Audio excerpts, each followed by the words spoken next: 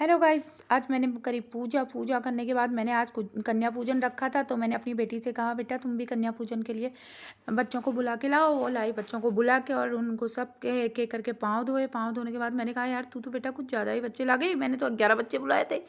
उसने कहा कोई नहीं मम्मी, अपने आप आते हैं, सबको घर में जितने ज़्यादा खिलाएंगे उतना अच्छा रहेगा। तो मेरी बेटी ने एक एक करके सबके लिए हैंकी वितरण करी और खाना खिलाया, हमने सबको टीका लगाया और सबकी पूजा करी।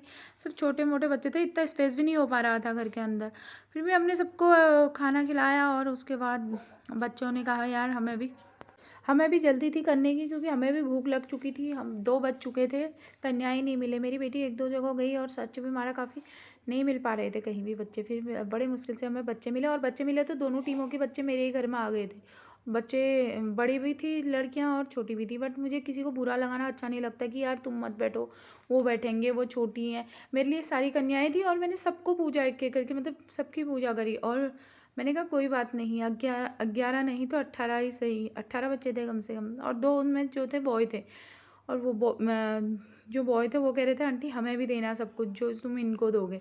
मैंने कहा कोई बात नहीं बेटा, तुम्हें भी देंगे, ऐसी कोई बात नहीं है, आप भी बैठे रहो। तो एक एक करके सारे बच्चे बैठे थे, तो मैंने उनको हैंकीज़ दी और कहने लगी आंटी हमें ग्रीन चाहिए, येलो चाहिए, ग्रीन चाहिए, वाइट चाहिए, रेड चाहिए। फिर मैं कंफ्यूज हो गई, मैंने कहा यार किसे क्या दूँ। मैंने कहा आप आराम से बैठ जाओ, मैं दे दूँगी। नहीं नहीं आंटी हमें अभी चाहिए, और हमें पहले मुझे दो, मुझे दो, एक एक करके सभी बोलने लग गए। अरे मैंने कहा दे रही हूँ, रुको थोड़ा। बट कोई मानने को तैयार ही नहीं था, क्योंकि बच्चे बड़े भी थे और टाइम काफ़ी हो चुका था। और बच्चों में आज जो था थोड़ा उत्साह भी ज़्यादा था कि यार हमें पूज रहे हैं और हमें पूछ रहे हैं, तो क्यों ना हम भी थोड़ा सा अपना दिखाएं।